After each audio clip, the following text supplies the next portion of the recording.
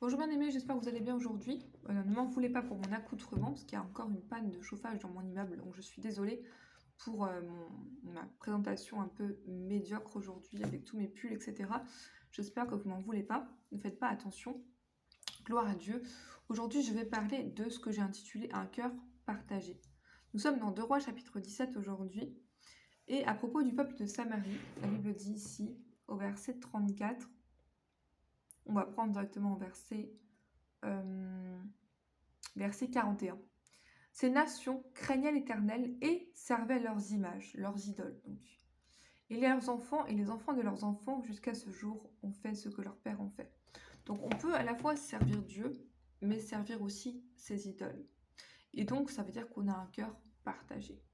On aime Dieu, mais on aime aussi le monde. On aime Dieu, mais on aime aussi les choses du diable. On aime Dieu, mais. Donc on a un cœur partagé. Et aujourd'hui, je vais parler de ce que j'ai intitulé du coup Un cœur partagé. Osée chapitre 10, verset 2. Osée chapitre 10, verset 2.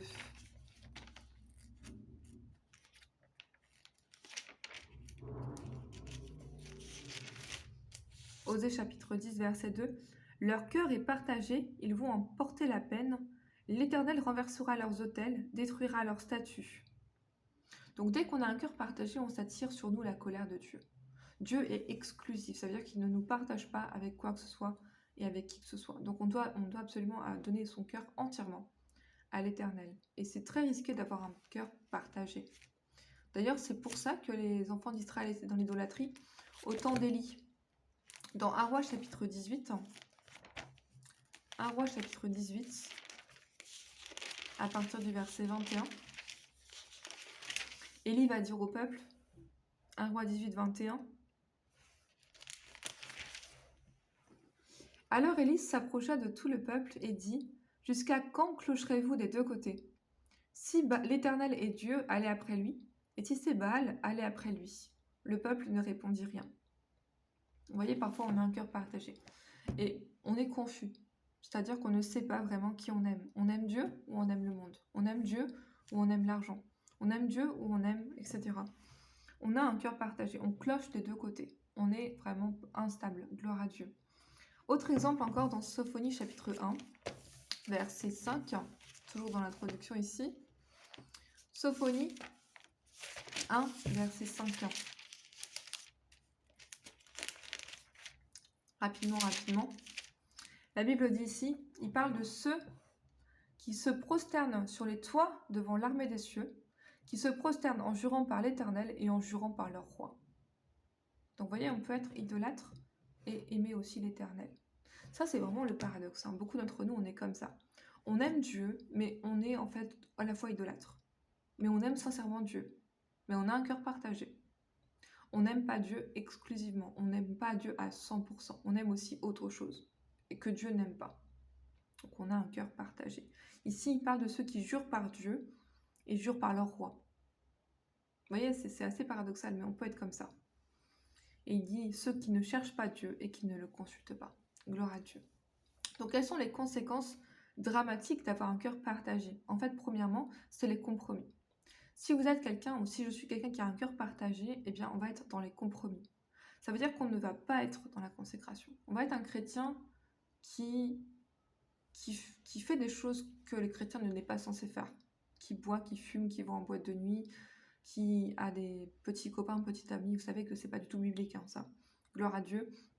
En fait, on est un chrétien tiède. Et le risque quand on est tiède, c'est que Jésus nous rejette.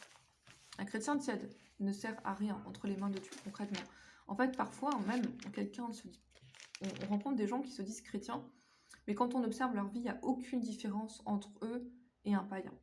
Il n'y a aucune consécration, Il y a des chrétiens qui ne lisent pas la Bible du lundi au dimanche, qui n'ouvrent pas du tout la Bible. Il y a des chrétiens qui ne prient pas du tout, jamais. Alléluia. Une fois, j'ai entendu un chrétien, c'est pas un jugement de valeur du tout, hein. Je suis pas en train de critiquer qui que ce soit, mais j'ai entendu quelqu'un qui disait, moi je prie 10 minutes par jour.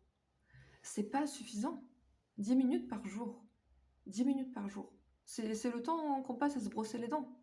Gloire à Dieu, c'est pas suffisant. c'est pas suffisant. Ce n'est pas suffisant. Ce n'est pas suffisant. C'est pas possible d'être chrétien et de prier 10 minutes par jour. C'est pas possible. C'est impossible. Et Apocalypse, verset 3, pardon. À partir du verset 15, la Bible dit « Je connais tes œuvres. Je sais que tu n'es ni froid ni bouillant. Puisses-tu être froid ou bouillant? Ainsi, parce que tu es tiède et que tu n'es ni froid ni bouillant, je te vomirai de ma bouche. » Donc dès qu'on est tiède, en fait, on a perdu notre valeur aux yeux de Dieu. On est rejeté. Il dit « Je te vomirai de ma bouche ». Un chrétien tiède, c'est un chrétien mondain. Et donc ça m'amène à mon deuxième point. Premièrement, c'est les compromis. On vit une vie de compromis. On n'est pas dans la consécration. Et je juge personne parce que moi j'ai longtemps été comme ça. En fait, je me suis convertie en 2013. Mais jusqu'en 2020, j'étais vraiment, vraiment tiède. J'étais pas dans la consécration. C'est qu'en 2020 que je me suis consacrée. Donc je ne suis pas en train de juger qui que ce soit. Je dis juste que c'est dangereux d'être comme ça. Gloire à Dieu. Et deuxièmement, donc avoir un cœur partagé, c'est l'amour du monde. Quand on aime le monde. On aime Dieu, mais on aime aussi le monde. Et ça, c'est un grand, grand paradoxe. Et on ne peut pas être comme ça et plaire à Dieu. On aime Dieu, mais on aime aussi les choses du monde. On aime Dieu. Par exemple, on aime Dieu, mais on est matérialiste. On aime Dieu, mais on est avare. On aime Dieu, mais on court après l'argent, etc. Jacques 4, verset 4.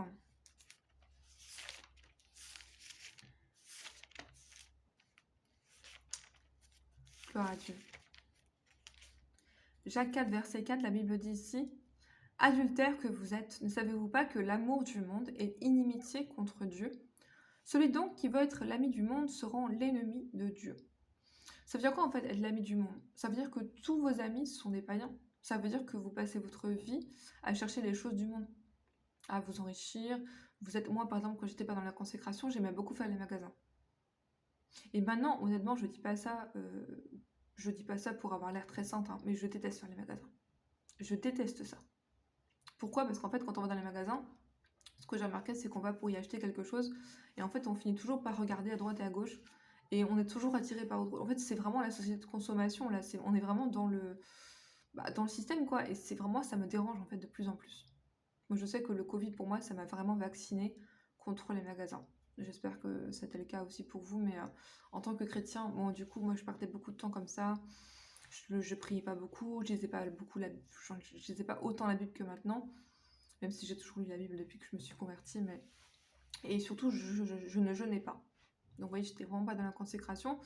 Et donc, quand on est l'amour du monde, ça veut dire qu'on aime les choses du monde. On aime la même chose qu'aime un païen. Il n'y a pas de différence entre un chrétien mondain et un païen. Il n'y a aucune différence. Peut-être juste il va à l'église, c'est tout.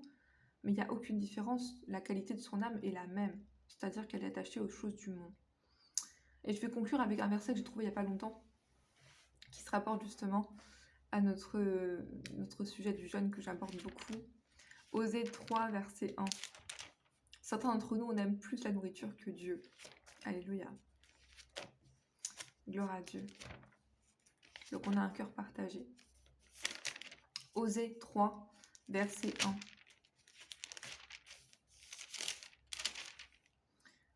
L'Éternel me dit, va encore et aime une femme aimée d'un amant et adultère, aime-la comme l'Éternel aime les enfants d'Israël, qui se tournent vers d'autres dieux et qui aiment les gâteaux de raisin. Amen. Donc parfois, dans certains d'entre nous, on aime plus les gâteaux de raisin que Dieu. En fait, ça veut dire quoi? On aime plus la nourriture, on aime plus les plaisirs que Dieu. Et vous savez que de nos jours, là, en 2026, en fait, le plus grand obstacle à notre relation avec Dieu, c'est la recherche donc de l'argent, mammon, mais c'est aussi la recherche du plaisir. Parce qu'en fait, tout le monde là tourne autour de la recherche du plaisir. Mais nous, on est chrétiens, on est censé mettre notre plaisir en Dieu. Donc on n'est pas censé chercher ce que cherchent les païens. Et beaucoup d'entre nous, malheureusement, on est comme ça. On a un cœur partagé. On aime les gâteaux de raisin. Amen. Bon, je vais m'arrêter là pour aujourd'hui. Voilà, je suis encore désolée pour une espèce d'accoutrement un peu bizarre à cause du froid. C'est vraiment, vraiment pénible, hein, mais j'espère que ça va se débloquer rapidement. Je vous souhaite une excellente journée.